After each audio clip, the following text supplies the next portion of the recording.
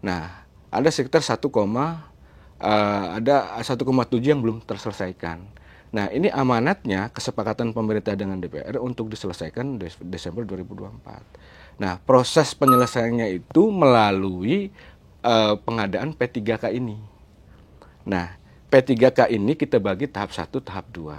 Karena non-ASN ini sekian banyaknya non-ASN itu dan variasinya macam-macam. Ada sisa THK 2. Lalu kemudian juga ada sisa guru-guru yang THK 2 dan lain sebagainya.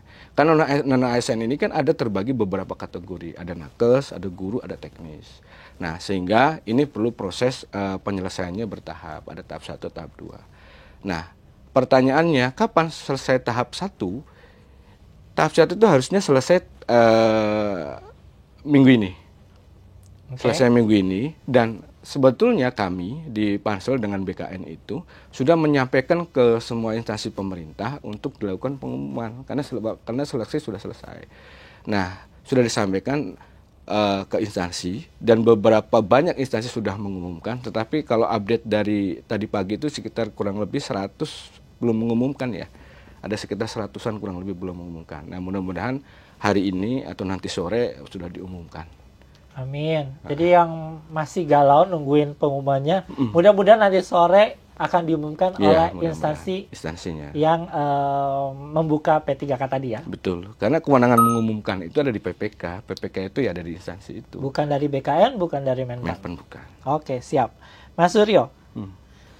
Banyak yang cerita di komentar gitu kan, mungkin berdasarkan personal historinya. Ada yang cerita tentang kalau dia ini tidak mendapatkan formasi pada saat tahap pertama kemarin. Lalu nggak dapat formasi, lalu ada juga yang karena banyak peserta seleksi yang nilainya tinggi namun kalah sama ex-THK 2. Iya. Bagaimana Mas Suryo menanggapinya? Nah, ini tadi kan saya sampaikan bahwa non-ASN ini kan variasi kategorinya macam-macam. Nah, pada saat proses penyelesaian ini kan kita lakukan sesuai dengan urutan prioritasnya. Nah, THK 2, lalu kemudian ada non-ASN yang database BKN. Nah, sebetulnya pemerintah dengan DPR itu komitmen untuk menyelesaikan 1,7. Nah, 1,7 itu di dalamnya itu ada THK 2, ada database BKN. Nah, THK 2 ini sebetulnya pendataan lampau dari tahun 2009 lalu. THK 2 itu.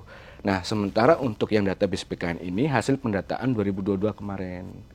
Nah, sehingga kelulusan didasarkan pada prioritas THK 2 terlebih dahulu. Walaupun nilai yang bersangkutan itu lebih rendah dari yang database BKN. Karena prioritas kelulusan THK 2 terlebih dahulu. Kalau THK 2 selesai, baru kemudian database BKN. Kira-kira seperti itu. Nah, lalu kemudian pertanyaan Mas Dika, bagaimana dengan yang tidak dapat formasi? Nah, sebetulnya melalui Kepmen, beberapa Kepmen, kebijakan-kebijakan Kementerian Pan-RB, melalui Ibu Menteri itu, prinsipnya kami komitmen sekali lagi menyelesaikan non-ASN ini. Tetapi persoalannya itu kan ada pada pembiayaan. Nah, jadi misalkan di instansi itu non-ASN-nya ada 10, tetapi kemampuan untuk membayar gaji untuk non-ASN pada saat diangkat P3K itu 8 misalnya. Kan gitu kira-kira. Nah, artinya instansi itu kan mengusulkan 8 karena kemampuan anggarannya untuk 8 orang, 8 P3K. Nah, yang 2 ini tidak dapat formasi, bagaimana pertanyaan kan begitu. Nah, ini kalau di ketentuan kita, ini sementara dia paruh waktu P3K dulu. Yang penting, teman-teman non-ASN ini mengikuti seleksi sampai tahapan akhir. Gitu. Kira-kira gitu. Oke. Melanjutkan tadi soal pemerintah berkomitmen bersama DPR untuk menyelesaikan tenaga non-ASN ini berdasarkan prioritasnya. Ya, ada yang dari database, ada juga yang dari THK 2 tadi. Mas Suryo, ada juga yang bertanya, bagaimana kebijakan penyelesaian tenaga non-ASN baik yang terdata ataupun yang belum terdata? Karena sepertinya pemerintah hanya fokus di yang terdata oleh BKN dulu. Sekarang kalau orang baru ini gimana? Ya, kalau dari kebijakannya begini. Jadi itu diselesaikan dan ditata begitu. Nah, prinsip pemerintah menghindari PHK massal. menghindari PHK massal. Jangan sampai orang-orang non-ASN ini diberhentikan.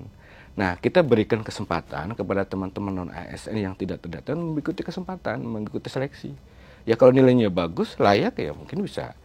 Nah, selain itu, instansi ada banyak instansi juga pada saat proses melakukan pendataan itu mereka sanggup untuk membayar lebih dari formasinya itu lebih dari non ASN yang terdata karena ada beberapa yang waktu itu ketinggalan terdatanya dan sebetulnya mereka memenuhi kriteria gitu.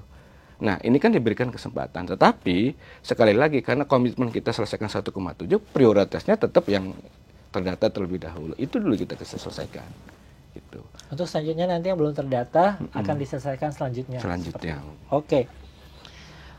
Tadi di-spill sedikit kalau ini juga ada sangkut pautnya dengan anggaran dari instansi tersebut.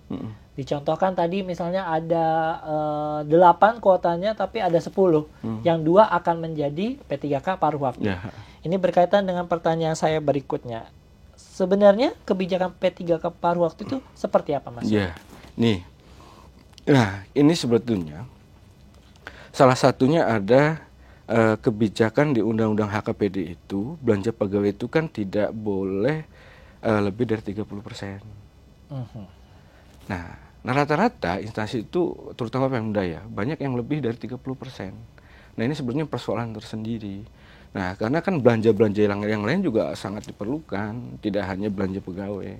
Nah karena pembatasan itu, konsep paruh waktu ini kan sebetulnya sekali lagi berawal dari guidance prinsip bahwa dalam rangka penyelesaian non-ASN ini salah satunya selain menghindari PHK massal itu tidak membebani anggaran. Selama kemampuan Pemda untuk menyelesaikan menggaji P3K itu misalkan kemampuan tadi 8, yang 2 ini paruh waktu ini supaya tidak membebani anggaran. Jadi yang mereka terima saat ini sebagai honorer misalnya 1 juta, ya 1 juta dulu gaji yang bersangkutan. Sambil menunggu instansinya ada anggaran atau kemudian ada dari PAD dan lain sebagainya, setelah meningkat dan lain sebagainya, ada kemampuan untuk membayar mereka, ya mereka yang bisa naik ke penuh waktu itu. Nah sebetulnya mereka ini kan ganti baju, ada NIP status P3K, karena di amanat undang-undang itu kan selesai 2024 dan harus lalu kemudian di ayat berikutnya itu dilarang mengangkat non-ASN untuk menduduki jabatan ASN. Tidak ada lagi non-ASN amanatnya. Nah, kebijakan paruh waktu nanti seperti apa? Nah, kurang lebih bahwa gaji mereka saat ini yang mereka terima, lalu kemudian mereka tetap bekerja sesuai dengan tugas yang saat ini mereka lakukan. Kemudian paruh waktu mereka juga dapat NIP dan rencananya ini tetap pengaturannya kalau yang P3 itu penuh waktu sekian jam, nah mereka juga bisa ditentukan oleh PPK-nya karena kan ada beberapa variasi gajinya itu kan macam-macam, ada yang 200.000, ada yang 300.000 dan lain sebagainya. Masa kalau 300.000 itu dia 1 hari full, 1 bulan full bekerja, nah ini ketentuan paruh waktu itu. Nah tetapi kami belum mengeluarkan kebijakan itu karena masih menunggu dari RPP manajemen ASN yang sekarang sedang berproses sebagai amanat atau ketentuan pelaksanaan dari Undang-Undang 20, Undang-Undang ASN itu. Nah, tapi kami juga paralel sedang mengkonsepkan itu. Mungkin kami juga harus lebih intens juga diskusi dengan beberapa instansi, terutama dengan teman-teman Kementerian Keuangan. Karena supaya yang menghindari beban 30% HKPD belanja pegawai itu. Nah, kami mencoba mengusulkan supaya gaji paruh waktu itu di luar belanja pegawai. Supaya HKPD aman. Dipisahkan. Ya, gitu. Berarti untuk sistem kerja, pembayaran gaji dan anggarannya itu pada dasarnya si P3K paruh waktu ini belum ada payung hukumnya. Belum ada payung hukum, tetapi paling tidak nanti hasil seleksi ini mapping datanya sudah ada dengan proses seleksi ini. Gitu. Oke. Melanjutkan Mas Suryo. Bagaimana kalau ada suatu daerah yang tidak mengusulkan formasi P3K? Apakah masih ada kesempatan bagi teman-teman rekan ASN yang non-ASN juga menjadi P3K paruh waktu di daerah tersebut? Nah ini seleksi tahap satu ini kan sudah dimulai dan sudah akan segera diumumkan. Nah, dari perjalanan ini kita kan ada tahap 2. Nah, dari 1,7 yang komitmen untuk kita selesaikan sampai dengan tahap 1 yang nanti akan diumumkan, itu ada sekitar 390 ribuan itu belum mendaftar. Nah, termasuk instansinya tidak mengusulkan. Nah, ini kita berikan kesempatan di tahap 2 ini, termasuk instansi dan orang-orang itu kita bantu untuk melakukan pendaftaran di tahap 2 ini, Mas Dika. Jadi, tahap 1 dan tahap 2. Tahap 2 salah satu kenapa ada tahap 2. Nah, ini untuk mengantisipasi di tahap 1 ada instansi yang belum mengusulkan dan ada non-ASN yang belum mendaftar atau yang TMS dan lain sebagainya. Nah, ini di tahap 2 ini. Nah, mudah-mudahan dengan tahap 2 ini instansi juga segera mengusulkan. Karena penyelesaian ini kan amanat undang-undang itu kan Desember 2024. Kita coba selesaikan walaupun nanti mungkin selesainya agak lebih dari sekitar beberapa bulan ya. Karena ini kan proses. Nah, instansi diberikan kesempatan di tahap 2 ini sebetulnya. Karena nanti penyesuaian itu kan di belakang nanti setelah seleksi. Nah, penyelesaian non-ASN ini kan tidak bisa hanya Menpan, hanya BKN. Karena non-ASN itu adanya di instansi. Jadi kunci penyelesaian non-ASN ini di instansi. Jadi banyak teman-teman non-ASN ini Menpan seperti apa, BKN seperti apa. Padahal kan yang ngangkat itu di instansi. Lalu ya kita harus komitmen sama-sama. Pemerintah itu kan bukan hanya Menpan, bukan hanya BKN. Terutama instansi inilah kuncinya. Kalau instansinya kalau memang harus komitmen juga instansinya. Karena honorernya itu ada di sana. Bekerjanya itu di sana. Jadi makanya kami selalu sampaikan, sosialisasi kita selalu, komunikasi kita selalu kita bangun dengan instansi, apa persoalannya, kira-kira seperti itu. Bahkan di tahap 2 ini, teman-teman yang non-ASN di tahap 1 tidak mendaftar, atau yang TMS dan sebagainya, kita bantu di tahap 2. Kita mapping, bahkan kita buatkan jabatan keranjang supaya mereka nggak TMS lagi. Gitu. Jadi untuk berubah, cuman hanya memang tetap harus instansinya yang melakukan konfirmasi. Nah, kenapa? Karena instansi yang punya non-ASN masih dibutuhkan atau tidak, orangnya sudah meninggal atau masih ada, termasuk apakah ini juga berkelakuan baik dan lain sebagainya, kita perlu konfirmasi. Data kita mapping, kita sampaikan ke instansi. Nah, instansi melalui sistem tinggal konfirmasi apakah masih dibutuhkan atau tidak. Nah, ini di tahap 2 ini yang kita bantu untuk teman-teman yang terutama yang database ya sebagai prioritas, kita selesaikan di tahap 2. Nah, ini kan sudah diperpanjang sampai tanggal 7 Januari ya. Nah, mudah-mudahan nanti sampai 7 Januari kalau dilihat datanya sudah banyak. Mudah-mudahan tidak mundur lagi. Karena ya itu sekali lagi kami perlu kerjasama dengan instansinya. Kuncinya itu di instansi sebetulnya. Kita sudah buatkan fasilitasnya, kebijakan sudah kita buatkan, fasilitas infrastruktur sudah dibuatkan oleh teman-teman BKN. Konfirmasi tinggal kita sampaikan data ke ke instansi. Nah, instansi melakukan konfirmasi. Jadi titik akhirnya sebenarnya nantinya semua instansi itu jadi tidak akan ada teman-teman P3K yang tidak punya formasi di instansinya. Ya. Itu akhirnya kan sebenarnya. Di tahap 2. Di tahap kedua ini. Oke. Kita lanjutkan ya Mas Suryo. Tadi kita banyak ngobrol soal teman-teman P3K yang ada di database BKN. Mereka mengikuti seleksi CPNS. Ya. Lalu pada proses SKD, SKB gagal. Tidak lulus melanjutkan ke tahap berikutnya. Apakah bisa tetap mengikuti seleksi P3K tahap 2? Ini juga sudah kita mapping sebetulnya. Nah, dari tahap 1 dan proses pelaksanaan seleksi CPNS, kita mapping dari data non-ASN 1,7 itu. Kurang lebih itu ada sekitar 62.000 itu. Non-ASN yang ada di database BKN, mereka mendaftar di CPNS. Nah, gini Mas Dika, di proses pengadaan CPNS itu ada 3 tahap. Ada 3 tahap sebetulnya. Pertama tahap seleksi administrasi, kedua tahap seleksi kompetensi dasar, ketiga tahap seleksi kompetensi bidang. Di situ ada 3 tahap. Nah, sudah kami mapping. ada teman-teman non-ASN yang TMS atau tidak memenuhi syarat di seleksi administrasi. Ada teman-teman non-ASN database BKN juga yang lolos, yang MS atau memenuhi syarat lolos mengikuti SKD. Ada juga yang gagal. Nah, yang lolos SKD ada juga sedang mengikuti, lalu kemudian mengikuti SKB. Nah, sekarang juga sedang berproses. Nah, jadi Mas Dika, nah kebijakan terbaru Kemenkipta terbaru ada 3 kriteria tambahan untuk pelamar atau peserta database BKN untuk mengikuti tahap 2. Yang pertama, itu teman-teman non-ASN yang gagal atau TMS pada seleksi administrasi di pengadaan CPNS, seleksi CPNS. Lalu yang kedua, ada teman-teman non-ASN yang TMS di administrasi di seleksi P3K tahap 1. Dan yang ketiga, non-ASN database BKN yang tidak melamar sama sekali. Nah, 3 ini diberikan kesempatan untuk mengikuti tahapan seleksi. Nah, prinsipnya tadi yang penting teman-teman non-ASN ini mengikuti seleksi terlebih dahulu.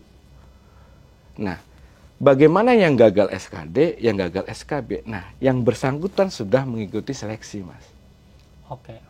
Berbeda dengan yang TMS di administrasi, artinya yang bersangkutan belum mengikuti seleksi. Tidak pernah sama sekali. Tidak sama sekali, makanya diberikan kesempatan untuk mengikuti seleksi. Gitu. Pertanyaan Mas Dika, bagaimana yang gagal SKD, bagaimana yang gagal SKB? Yang bersangkutan itu mengikuti seleksi.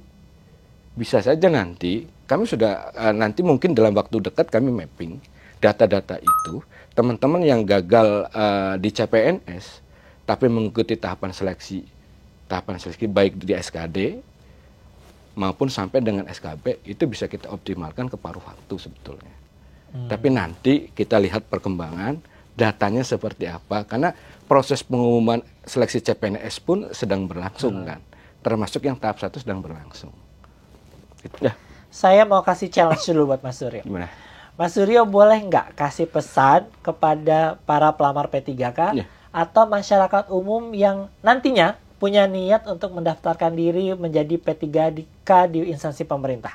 Oke, Mas Suryo? Monggo, Mas Suryo. Ya, baik, Mas Dika dan teman-teman sekalian. Proses penyelesaian untuk non-ASN ini amanat dari Undang-Undang 20. Nah, amanat dari Undang-Undang 20 ini harus kita selesaikan Desember 2024. Tetapi kita masih perpanjang sampai tanggal 7 Januari. Nah, tanggal 7 Januari ini harus dimanfaatkan dengan baik karena kesempatan hanya datang sekali.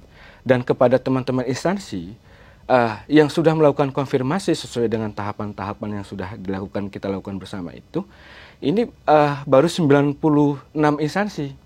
Baru 96% instansi. Jadi masih ada 4% yang belum melakukan konfirmasi. Artinya, teman-teman non-ASN yang ada di instansi tersebut belum bisa mendaftar ketika instansi belum melakukan konfirmasi. Nah, kami mohon bantuan teman-teman instansi yang termasuk di dalam 4% itu untuk segera lakukan konfirmasi supaya teman-teman non-ASN bisa segera mendaftar sampai dengan tanggal 7 Januari ini. Jadi kita upayakan bersama Menpan, BKN, dan instansi yang lain termasuk instansi yang di daerah untuk segera lakukan konfirmasi supaya teman-teman instansi pemerintah, teman-teman di non-ASN di instansi pemerintah segera melakukan submit pendaftaran. Jadi kuncinya juga ada di instansi. Instansi, ya? Kuncinya sebetulnya instansi karena ada di sana. Kalau instansinya nggak melakukan konfirmasi, teman-teman tenaga non ASN ini nggak bisa daftar. Nggak bisa daftar. Sampai di deadline tanggal 7 Januari. Betul. Oke, siap. Terima kasih banyak Mas Suryo atas waktu dan kesempatannya. Ya, rekan ASN, terima kasih banyak yang telah menyaksikan program Pojok Bisa Tanya Kebijakan PAN RB episode tentang seleksi P3K tahun 2024.